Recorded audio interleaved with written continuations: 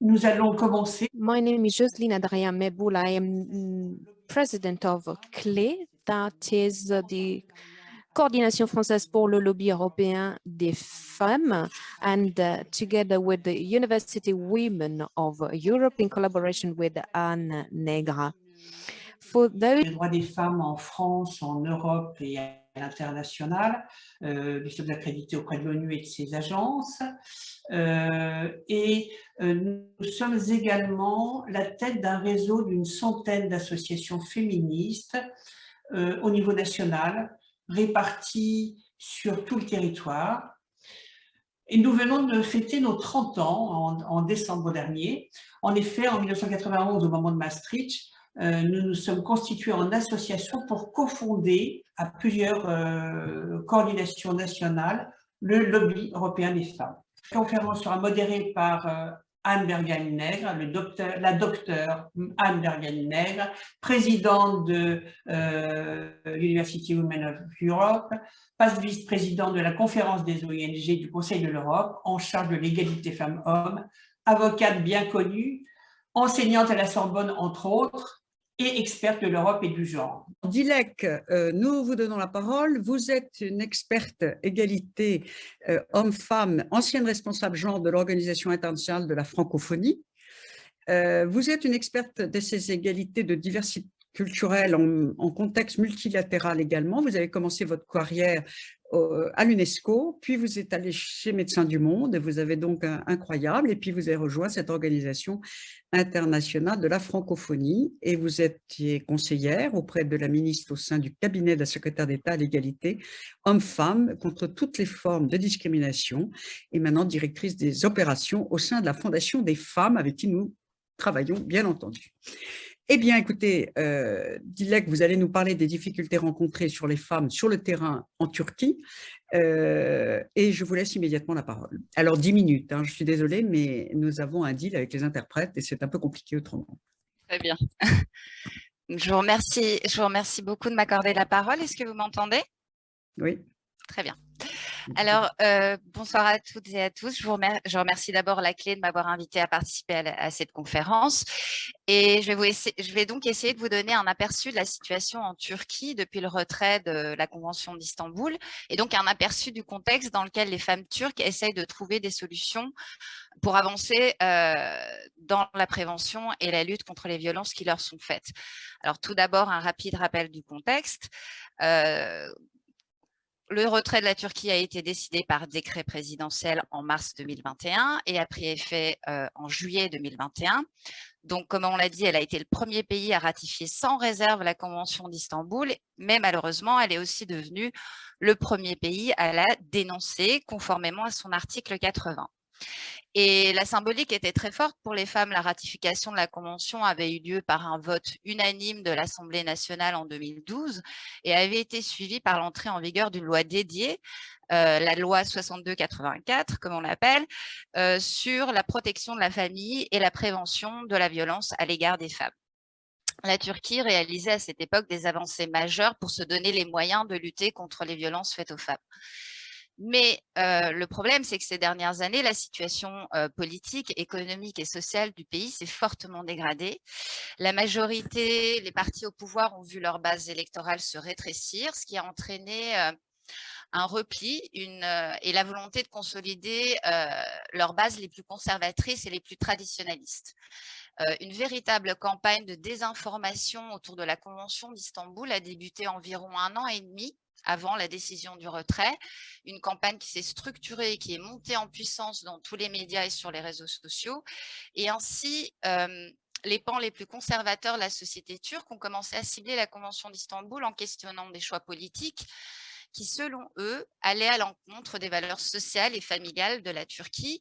Leur argumentaire consistait à dire que la Convention, je cite bien sûr, encourageait le divorce et la banalisation de l'homosexualité, et par là même qu'elle aurait entraîné la destruction du modèle traditionnel de la famille.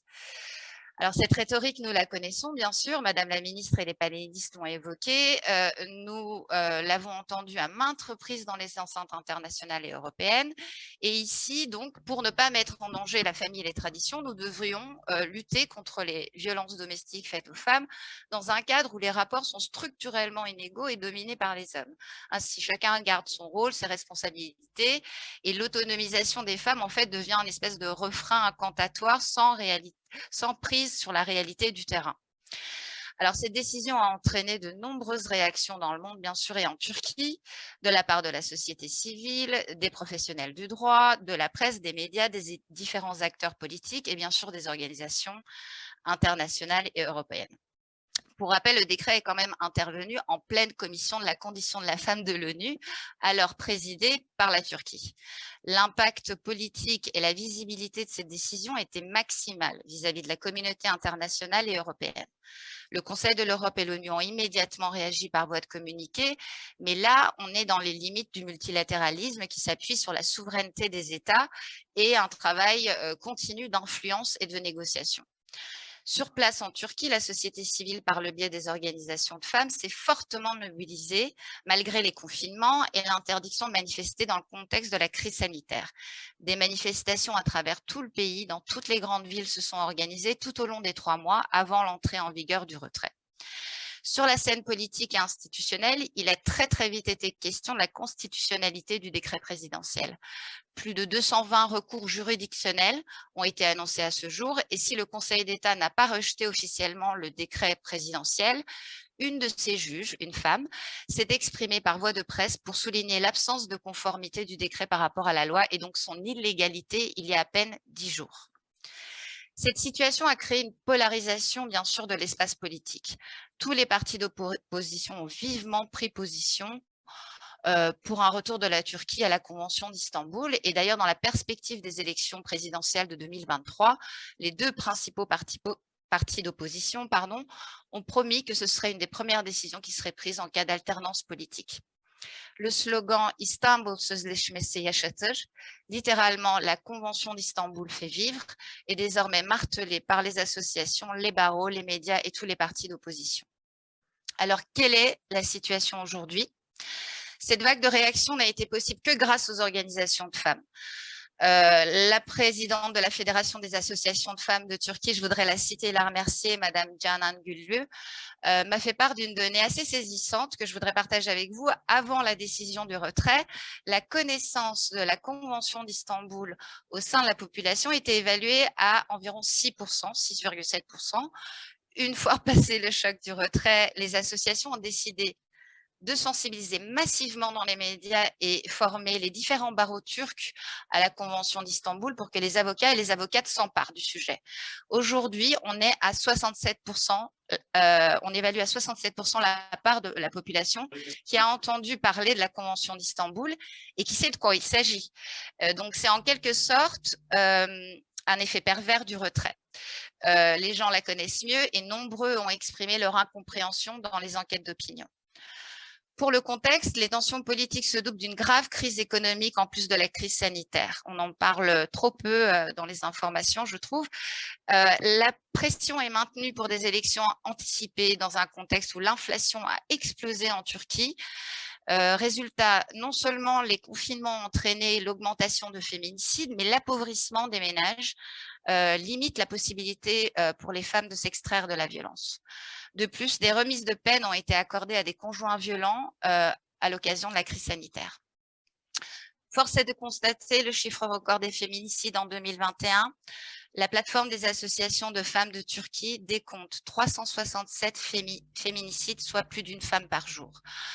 Face aux réactions et à une situation qui se dégrade, le gouvernement souhaite rassurer et multiplie les initiatives pour démontrer que le combat contre les violences faites aux femmes continue. Le 10 janvier dernier, le gouvernement a présenté une nouvelle feuille de route, la feuille de route 2022 pour la lutte contre les violences faites aux femmes. Un point a été fait sur les raisons du retrait de la Convention d'Istanbul. La ministre des Affaires sociales a mis en exergue, je cite, la tension sociale sur la question du genre. Et je cite toujours le manque de réalisme de l'instrument pour faire face à ces tensions et enfin l'existence d'une loi dédiée pour protéger les femmes. Si l'accent est mis sur le changement de mentalité et la mise en œuvre de mesures sur le terrain, il s'agit d'un plan national de lutte contre les violences faites aux femmes dans le respect des valeurs familiales.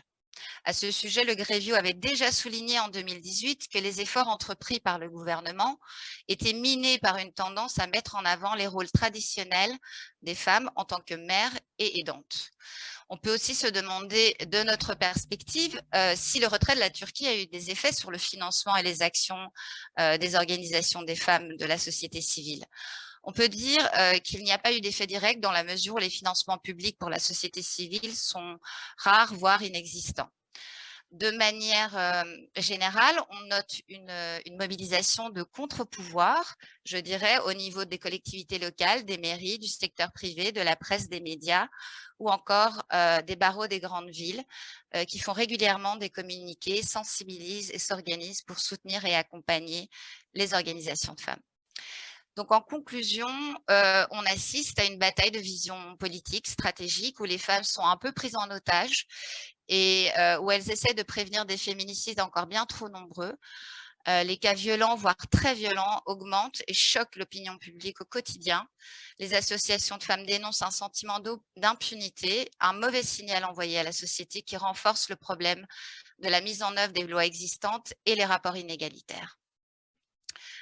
Pour l'opposition, le retour à la Convention d'Istanbul est non négociable et devra être un des enjeux des prochaines élections présidentielles. Mais il serait faux de dire que rien n'est fait ou n'est mis en place au niveau des pouvoirs publics. C'est autre chose qui se joue, c'est l'affaiblissement des droits des femmes au nom de la culture, des traditions ou de la religion. Et ce rapport de force a lieu au-delà des frontières de la Turquie et dans toute l'Europe, comme on l'a dit. Dans tous les cas, la mobilisation ne baisse pas chez les femmes turques. Elles continuent de se battre et de sensibiliser avec la force de leurs convictions et une ténacité remarquable sur le terrain. Et dans ce cadre, votre solidarité et la coopération européenne et internationale restent toujours d'une importance capitale. Voilà, je vous remercie beaucoup pour votre attention et j'espère vous avoir aidé à appréhender un petit peu la situation sur le terrain. C'est très émouvant, parfaitement clair. Et nous savons aussi que c'était tout à fait...